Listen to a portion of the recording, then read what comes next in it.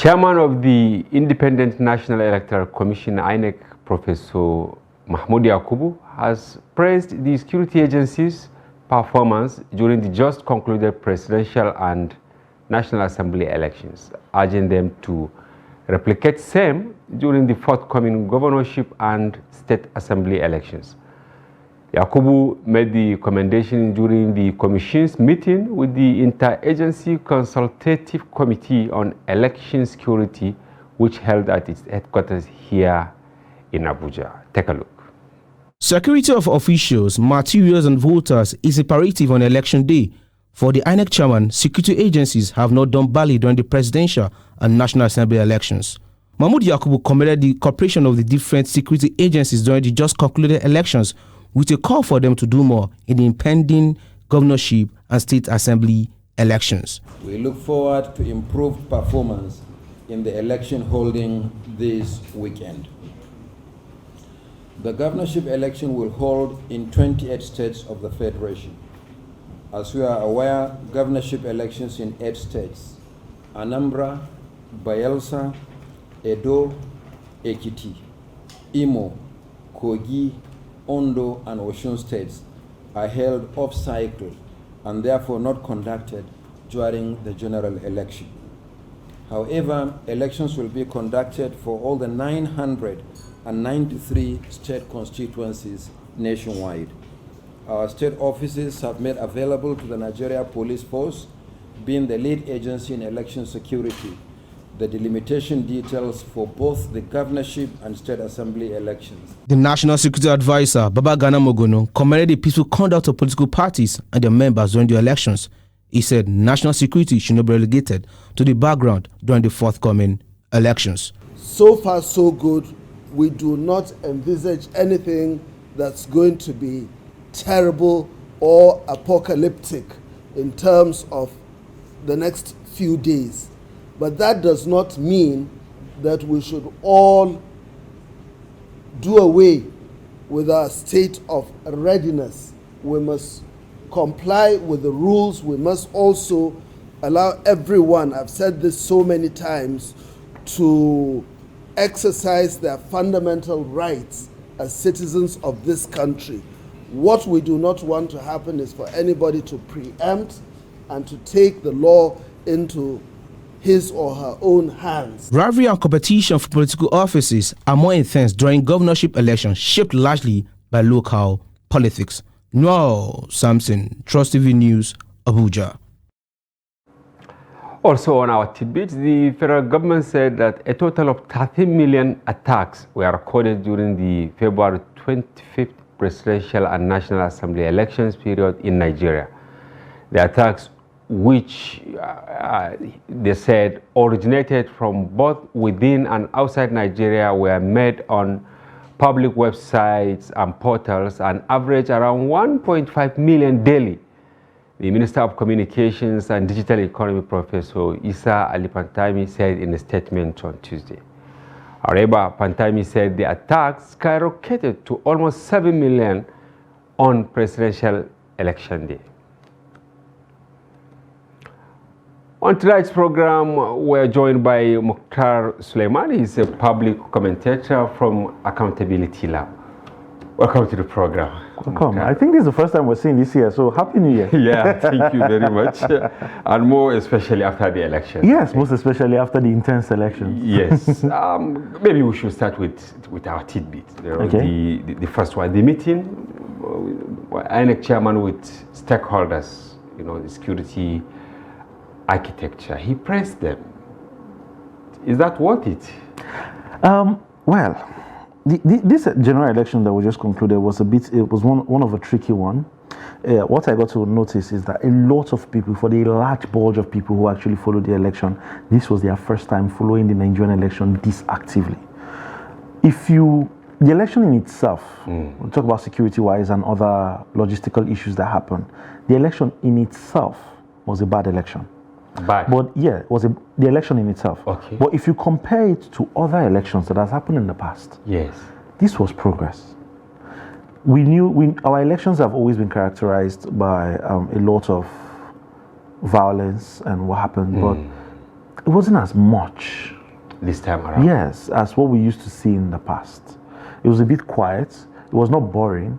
It was interesting. It had some high notes. Even and ahead of whatnot. the elections, most of the activities that Exactly. We saw a lot of issues, a lot of things that happened. I happened to be an observer for the election that day. okay from your lab, Yes, right? yes. We worked with Connected Development to set up a situation room at Sheraton, where we observed the elections, both INEC preparedness and also security reports that came out of that election.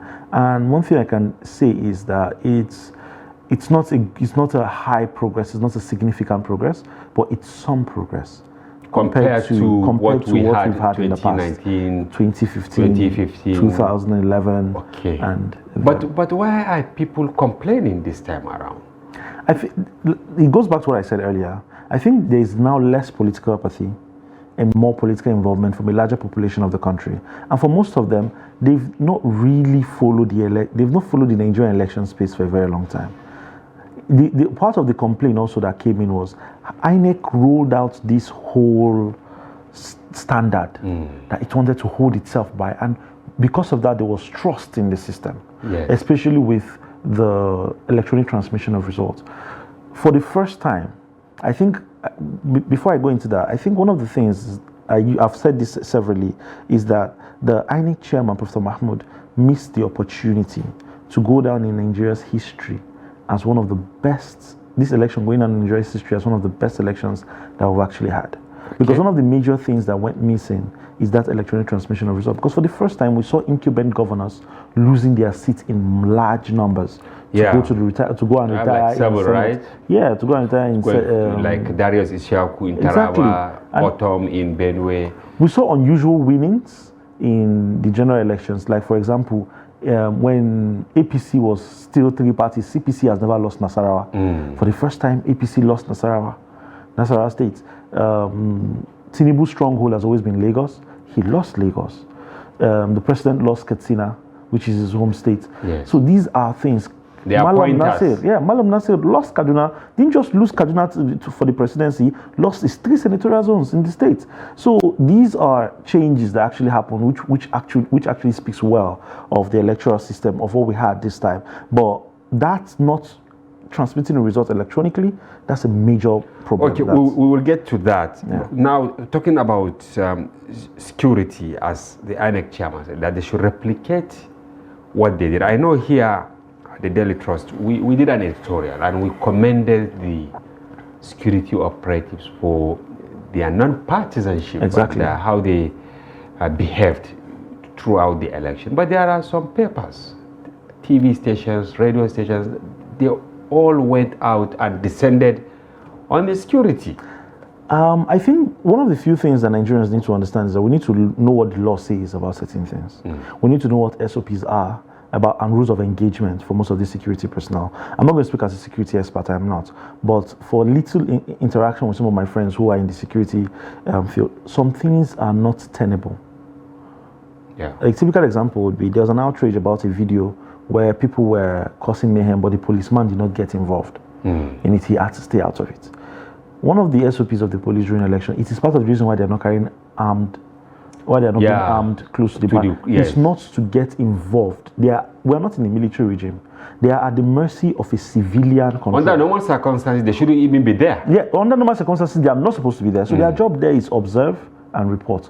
If when they report, oh, there's a ruckus going on here, and should we engage? And they are given the authority to engage, or then they will have to send in those ones that goes out, that falls within the outside 100 feet perimeter where they are armed, to come into the fold and actually keep the peace. Okay. That's how the process works. It's unfortunate that because in the past, when these ones standing close to the ballot boxes used to hold ammunitions, there was issues of thugs coming in, overpowering them and collecting their ammunitions and using it for violence. So now, in order to eliminate that completely, that's okay, you can stay there, but don't hold any form of ammunition. So you cannot expect that person to be the one, speaking from the human angle, of course. Exactly. But then talking about the rules of engagement, he is not even allowed to actually do that, he or she, as a police officer. Because you can be rest assured that there were DSS officers there wearing muftis. Exactly. Why didn't they get involved? Be pretended as if they wanted to catch so them. why didn't they get involved as well? Because that is not what they were sent there to do. All right, It's thank you very unfortunate, much. but that's the situation. Yeah, we'll go on a short break. Viewers, don't go away. We'll be back shortly.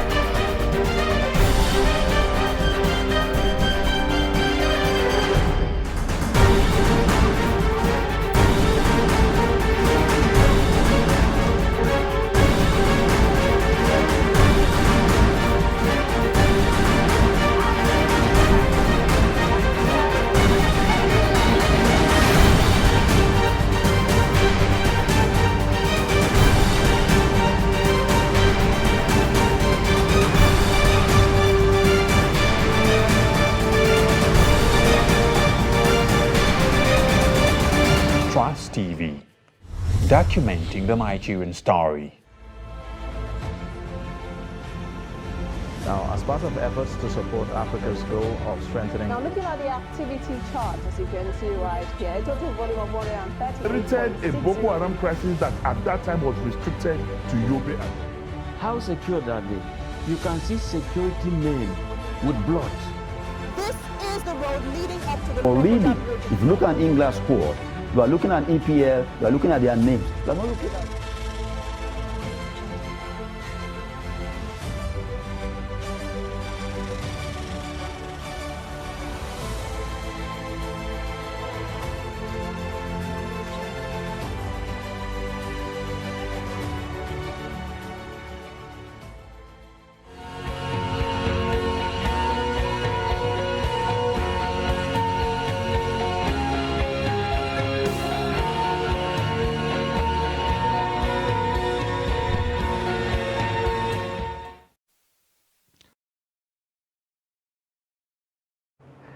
Yes, welcome back. And this is to welcome Baba Yusuf, policy analyst and strategist. Welcome to the program. Also. Thank you very much. Yes, before you step in, I ask, Mukhtar, because one of our tidbits was on election security. Okay. The INEC chairman hosted stakeholders from various security agencies, and he praised them, and he said they should replicate what they did during the presidential and national assembly election. And the question I asked him was, is that praise worth it?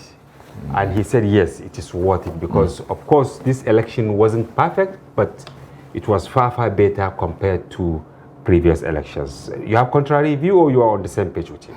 I totally agree with Mukhtar, because it's very easy to compare this, particular, poser. We had 2019, we had 2015, in between we had other elections. And we have all witnessed what happened. With the hue and cry about the election is more about the disruption within with regards to the back office and with regard to process, exactly rather than the security. Yeah, so when it is the time to say kudos, we must say kudos. We saw minimal interference is minimized by the security agencies with regards to their involvement in the process. So to that extent, I add my voice to what Mukhtar said, and also give thumbs up to the security agencies with regards to that performance. Mukhtar, some are saying there are other factors. I don't know whether it's true that there was no money that will warrant, people, confronting themselves, and this also helped to some extent in minimizing frictions and acrimony, during the election. Is that correct? Well, we can't have a false dilemma. We can't say something because this was not available and then this happened, that then this had to have been the reason why this happened.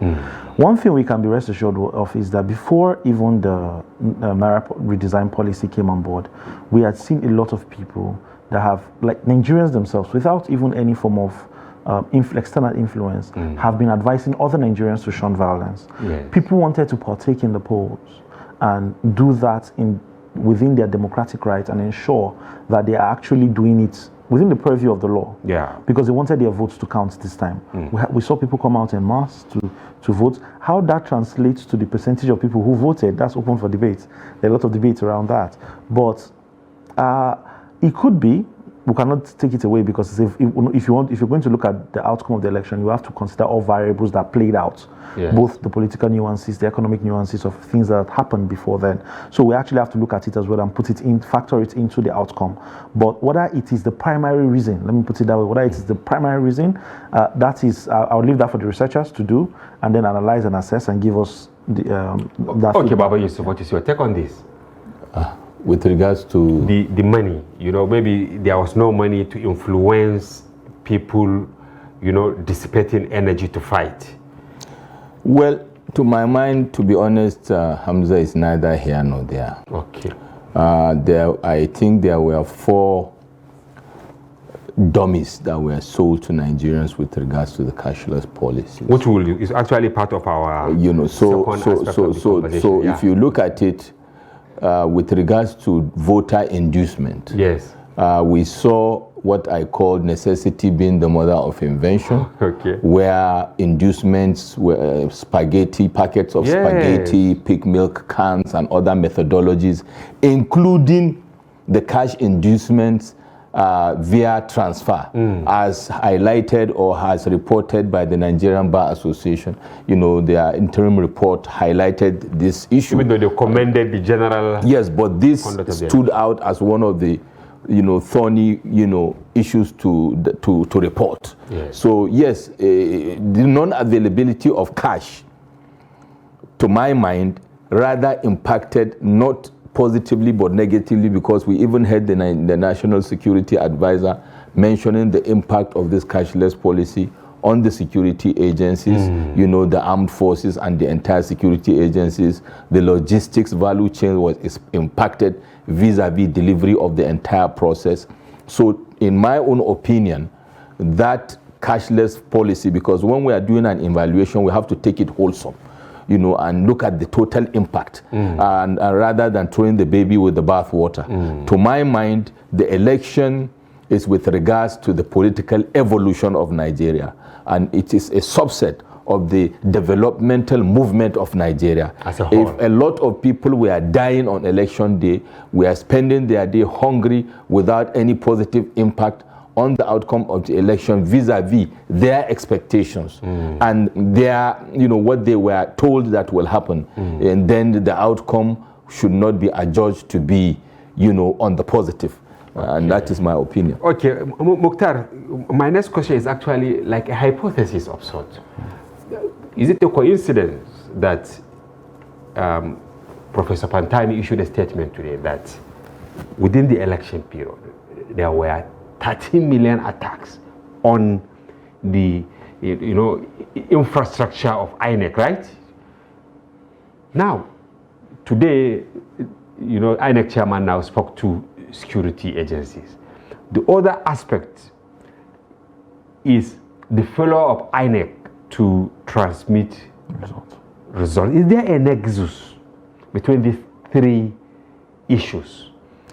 Whether or not there is a nexus, actually, would know that as time goes on, as things begin to unfold leading up to the gubernatorial elections at sub-national level, which I must add is a very vital election, and everybody should please go out to vote at sub-national level, because policies that actually impact human lives are made from that particular position.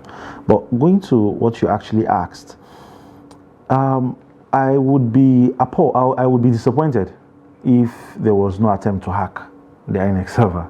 Okay. Because, I would be disappointed, because of course there's going to be attempts to hack the INEC server, and I'm glad that the NCC was well prepared to actually handle that under the leadership, under the leadership of Professor Issa Pantami, which is actually something that we actually need to commend, because whether or not now these attempted attacks were the possible reasons why results were not transmitted, when the litigation starts and the court cases begin to come out and documents begin to fly around, we would understand that a little bit more clearer.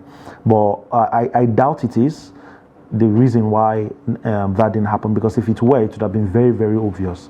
I think what had happened, personally, as somebody who has a minimal idea of how tech works, is that the servers of INEC were overloaded, because that particular day, where I was trying to sign into the voter portal, the INEC portal was down. I was trying to sign into the voter portal. You were unable to. I was not able to. So, and usually whenever you get that kind of error message, gateway error message, it's usually when that particular server is overloaded. So I'm thinking probably that's what happened. Maybe the capacity, yes, of the server to take this. At the same time. Yeah. Baba Yusuf, what is your take? Is there a correlation between these millions of attacks and the inability, whether wittingly or unwittingly, by INEC not to upload the election results? There could be correlation, but the issue is this. In the last, let's say, 7-8 years or more, there has been a trend of the rise of global cyber crime. Yeah.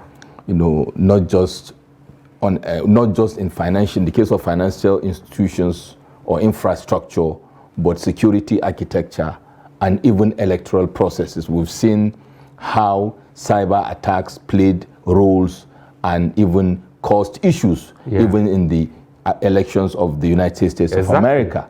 So suffice it to say, from a strategic perspective, is it that INEC did not contemplate in their strategic plan for the infrastructure, putting the process and the system in place, and ensuring they have enough countermeasures to anticipate these attacks and prepare? And if so, if they did, maybe that is why we are hearing this report today. The only issue, which is good, but the only issue I have as a post-mortem remark on this is that probably INEC should have come clean during the process as a crisis management measure to speak to the Nigerian public. And this is not an espionage or a spy situation.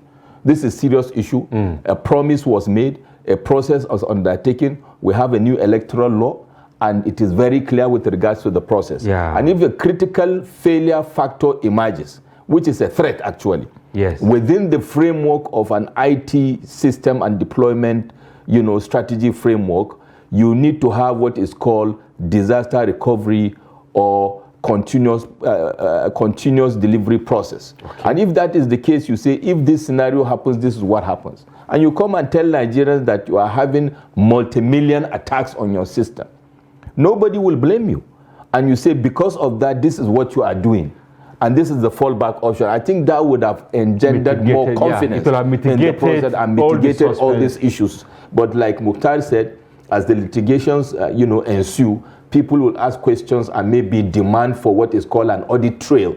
In the IT world, the audit trail will show you the footprints of activities in the back office, which will confirm that really these things were taking place. In fairness also to INEC, to play the devil's advocate, they may have been keeping quiet for some strategic reasons. But I dare say, in a crisis situation like this, like it's a standard practice, best practice, people come through and say, we are facing this challenge, and this is what we are doing because of that. I think that would have engendered more what do you call it, confidence. Just to also add to what he said. As a communications person myself, I think one of the few things I actually prioritize in every communication strategy is to ensure that you have what I call, this is me personally, a contingency communication plan within your plan.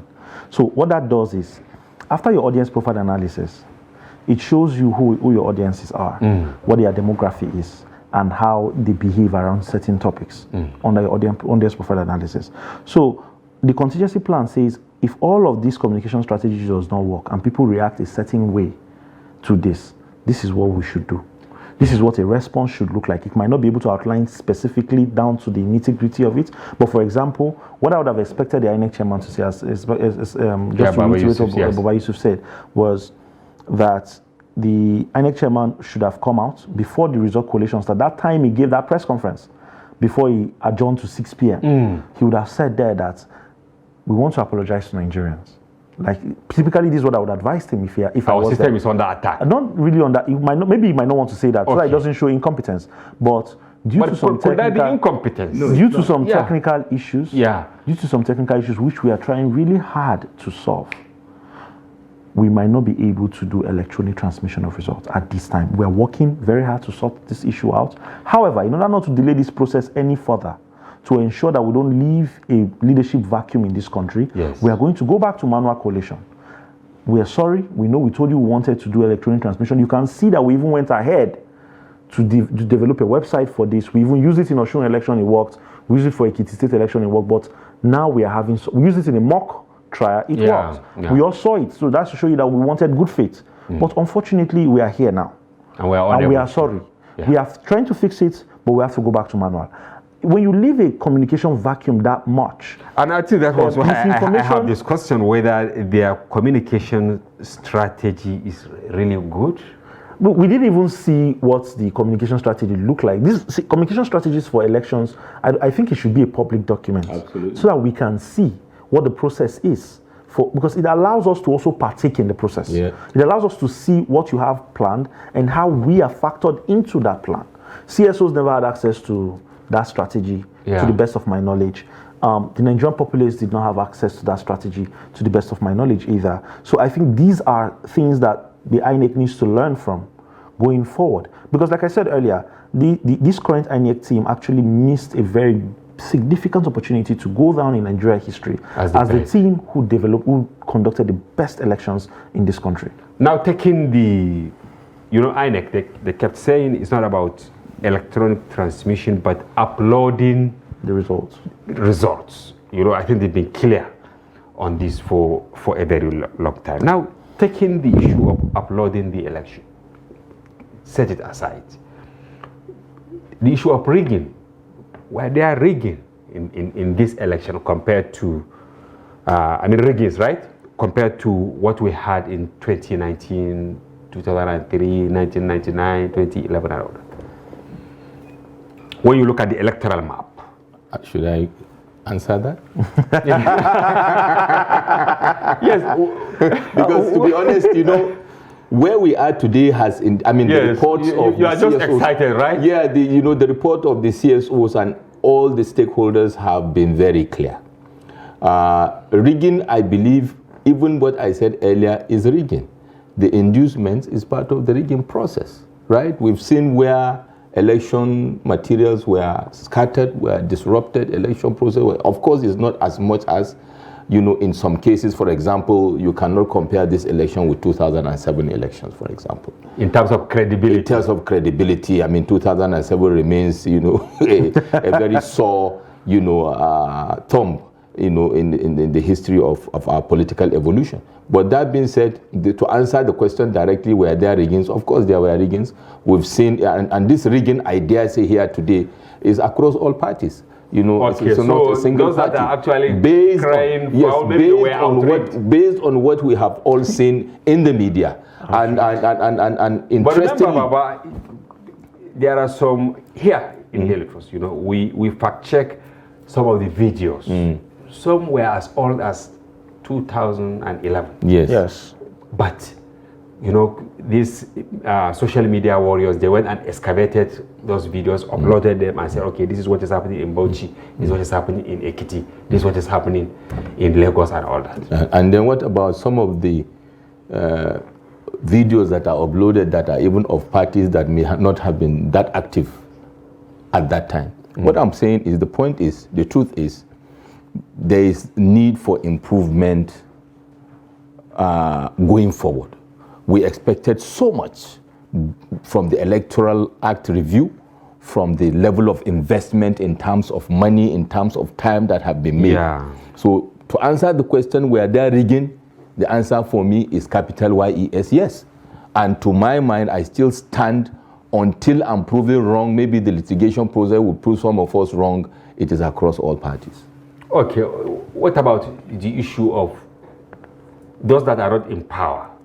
Is it that they outrigged those almighty governors that wanted to come to Senate and they are unable to? Before you came, we listed like 7, right? Yes. They could not make it to Senate for the first time in the history of Nigeria. Of course, you know, we had isolated incidences in previous elections where some governors misstep and they don't make it to the Senate. But this time around, you can see the governors were all out. Can we say it's a sign of credibility of the election? Mukhtar? I think it's not business as usual anymore. And everybody is coming to realize that the election climates, the political climates have actually changed so significantly. Say what you want. However, the process of the electioneering process was on the 25th of February, but the voice of the people actually spoke. You cannot deny that. For the first time in our Nigerian history, we have about seven political parties makes up the House of Representatives, and yes, and none of the political parties have 2/3 of the Senate to pass any bill. Even though we still have some elections to hold, right? Yeah. While the ruling party has the highest number, they don't have 2/3 of. Yes, they don't have 2/3. But maybe after the. I'm very doubtful that they would have 2/3. I'm very doubtful about that, but we'll see that as the process actually begins to unfold. If they do. But I'm highly doubtful about that. But because what that means for our elections now is that political parties, actors across political parties at that House of Representatives, both the two houses, have to work together to get things done along political lines. So the concept of national well-being will now come to the fore, because for you to get your 2/3 to pass the bill, you have to find a way to convince the next person that, oh, this is for the betterment of your people as well, which is actually a good thing. We're getting that diversity we want when we say we wanted a multi-party system.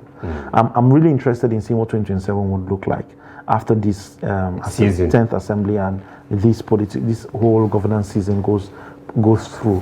But I am really, honestly, one of the few things, one thing you cannot deny is that the voice of the people spoke, and that has actually changed the dynamics of the election process. Governors are going all out, doing the very best that they can do to ensure that they can actually win, because for example, a Tinubu lost Lagos. Yeah. That means the sitting governor has to up his game. And we've been seeing him everywhere, trying as much as possible, campaigning anyhow and every way he can, which is actually good. For the politicians should work very hard for their positions. Okay. Yeah. Okay. Which is very I can see you nodding your head. Yes. I will allow you to talk. Because but we need to go on break. Okay. That's right. Viewers, please don't go away. We will go on a short break, and when we return, the conversation continues.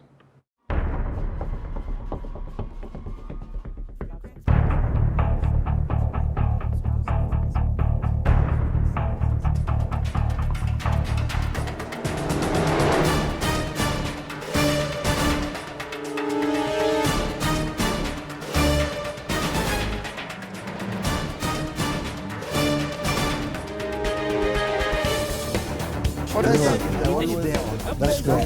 It's good to see you.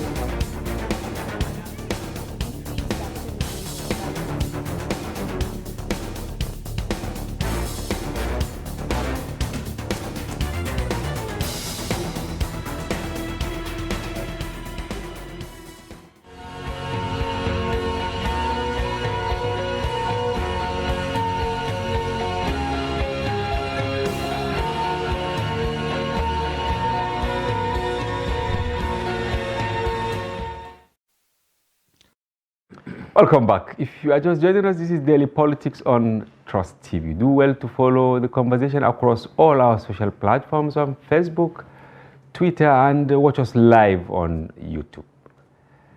We still have Baba Yusuf and Mukhtar Suleiman from Accountability Lab discussing this wonderful topic, how it's going to work out. You are nodding your head. Yes. Maybe in agreement, because Mukhtar said, for a very long time, right? This is the first time we are now having about 7 political parties, and maybe it will be for the betterment of the generality of Nigerians. Yeah, I will just add to that. Mukhtar mentioned that it's a very good one, a very good development for that we have a very diverse if you like, legislature coming in, and that will give room for robust debates and, very, very, detailed and well thought out and fought, legislation, if you like, and if that will add value to our political evolution. I think that is going to be a litmus test. But you see, I have one or two concerns or I'm a bit wary of what will happen. Is different from what we see in the United States of America or the UK or all that.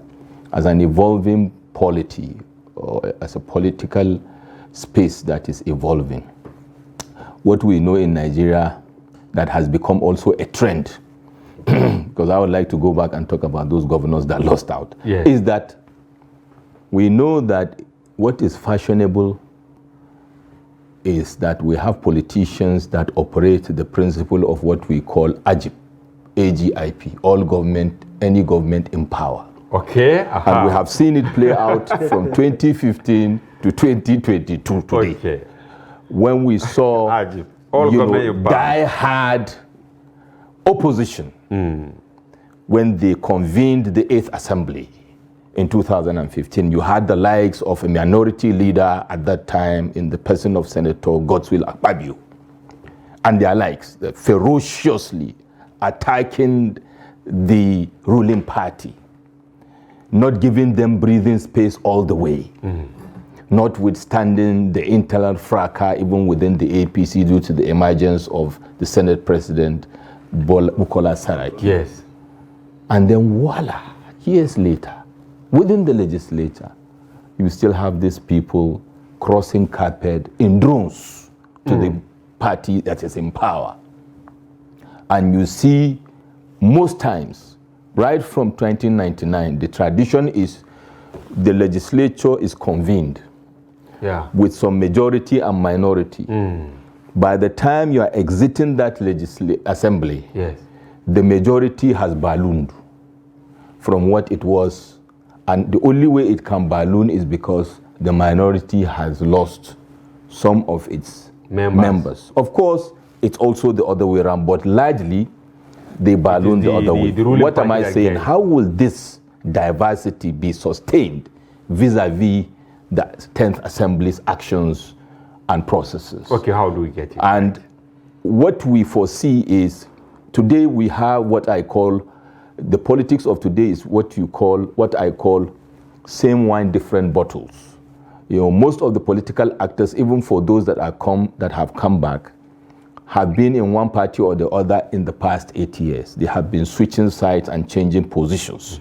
Even some of them that have won now. The only good thing about it is we have new entrants in the assembly that I call the political greenhorns, that even ab initio actually tried to go into the politics due to, for example, the obedient movement. You have the Labour Party having an entry into the legislature at the National Assembly, and you have the PDP and the NNPP. We also have SDP, right? SDP. Yes. But also don't forget, Young People's Party. Yes, don't forget, if you go back to the permutations and combination and the dynamics, mechanics of the electioneering period, you see what I call the political juggernauts in various locations that had fallen out due to the internal wranglings of, for example, the ruling party. The bigger parties. Now, they tested their political dexterity when they were either refused the ticket or they lost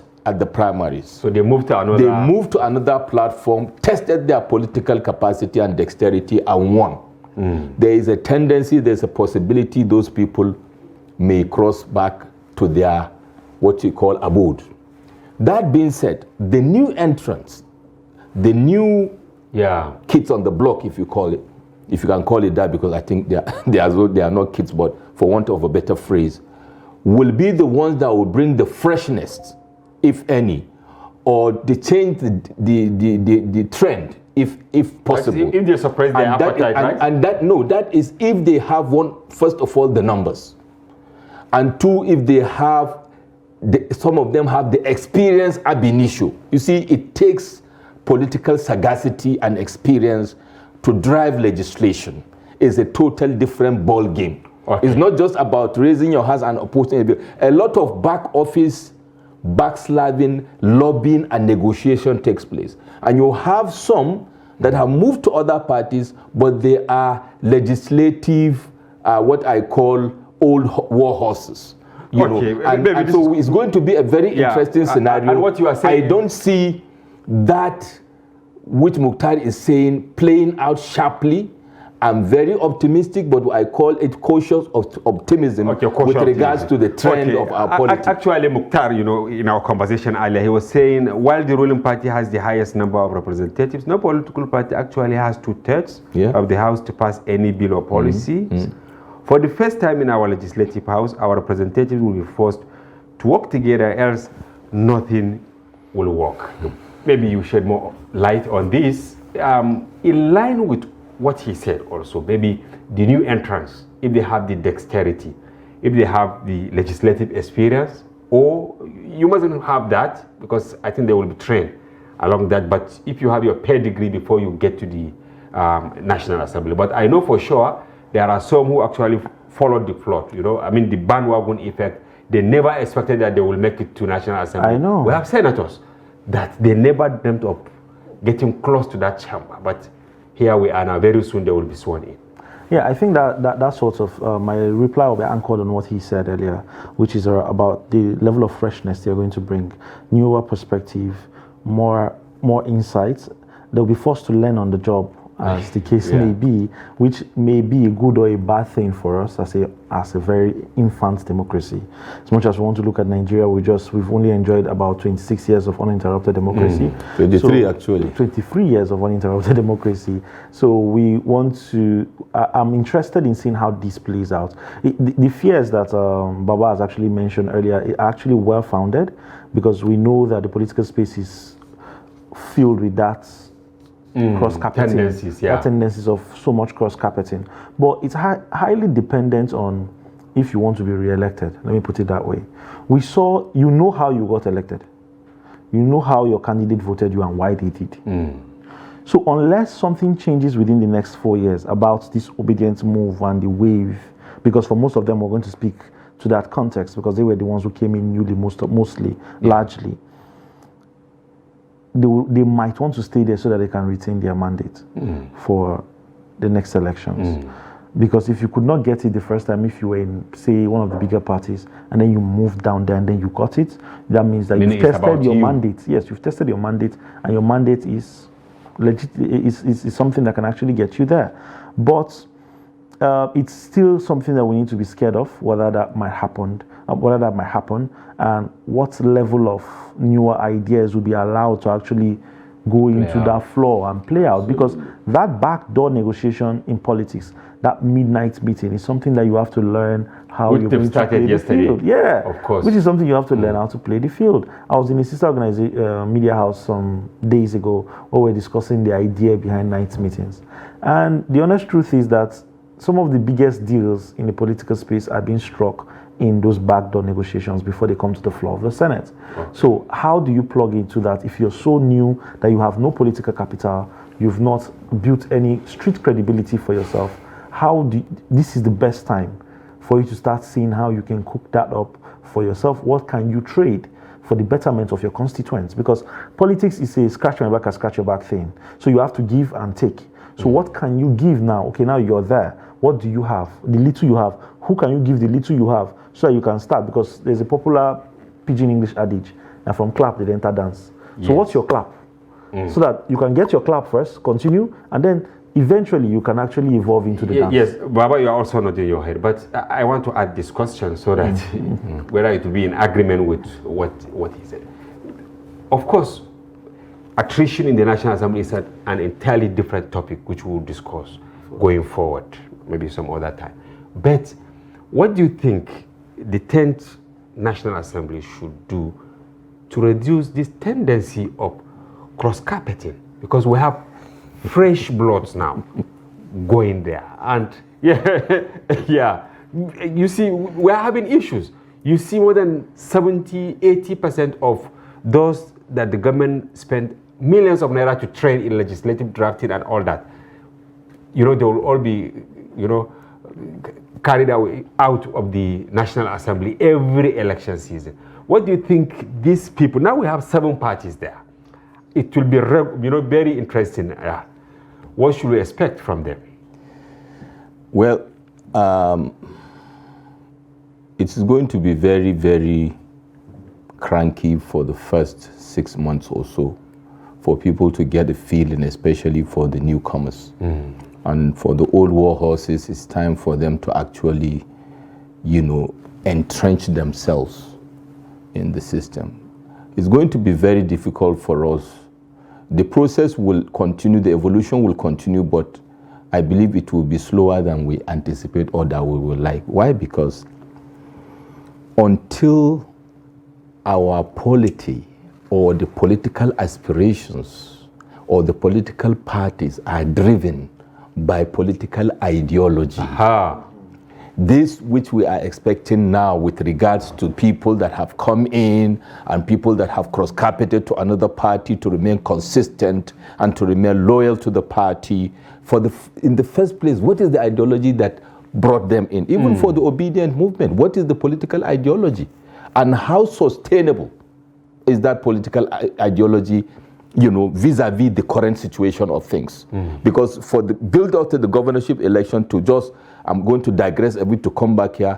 I have heard and I've had interaction with obedience, people that, support His Excellency Peter Obi, to say they are not supporting the Labour Party, they are supporting a movement. And for upcoming governorship election, they are clearly saying they are not voting along party lines, they are voting individuals that have what they call political credibility. Some of them even going as far as going at cross purposes with the position of the presidential candidate. These are the signs of days to come for the Labour Party as a party. And when you come to the legislature, the various camps or the various groups are cluttered in terms of the platform they came in. So how robust is the foundation of a Labour Party, for example, vis-a-vis what I have said? Or NNPP. Or NPP, for example. And even for the ruling party, the PDP and the APC, we know people that have cross-carpeted twice or thrice, and we don't know. Even for the SDP, the critical players, if you go to Nasarawa, for example, the critical players that have emerged in SDP, we know are ab initio in APC and all that. So because of this lack of politics of ideology, the political parties, I keep on saying, are more or less special purpose vehicles, SPVs, for pursuing and delivering political interest. And especially from my own perspective, and it is very concerning for me, for the newer parties. Because if you, like what I have said earlier, there's a particular objective, critical objective, for some people to achieve, rather than a robust political, overall national political objective. And if that is the case, during legislation, a lot of things will play out, either due to lack of experience or due to lack that political ideology, and we cannot deny the fact that money plays a key role in driving these lobbies and all that. How those people get enticed for the new ones remains to be seen. For those that Mukhtar said may not want to lose election for the next cycle, an average Nigerian politician doesn't care about the next cycles. He cares about what to make the best of that time, believing that when that time comes, water will find it. Okay, please let me have your take on this. How do you think NNPP and Labour Party, that should be your final thoughts on this, how they should fare? Yeah, because we're already know. Okay, well, it's going to be very difficult for me to say at this point how they are going to fare or what they're going to do, but like the last point that Boba made, which is actually something I've actually thought about, but not really giving it a lot of thought, is the money angle.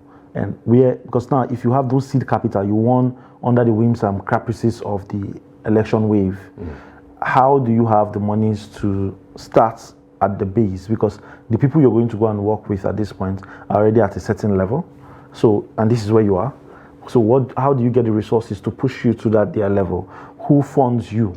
and what does the person want back in return? At what expense? What are you willing to give? I think that's something I made, the point I made at the beginning. What's that thing that you feel like you're willing to do? How well do you even understand the seat you're about to occupy if you have no political capital? We saw situations of people who were doing small businesses who won House of Reps. And they should live by that? Yes. All so right. this is a very important period we are going in. We're going into a precipice of a very changing times. All right, and I hope we get it right. Thank you very much, Mukhtar Suleiman from Accountability Lab, for coming to the program. Baba Yusuf, Strategies and Policy Analyst, CEO of Global Investment and Trade. We thank you for coming to the program. And viewers, that's a wrap on today's edition. Do well to be with us tomorrow for another interesting package. For now, thank you. I'm Hamza Idris.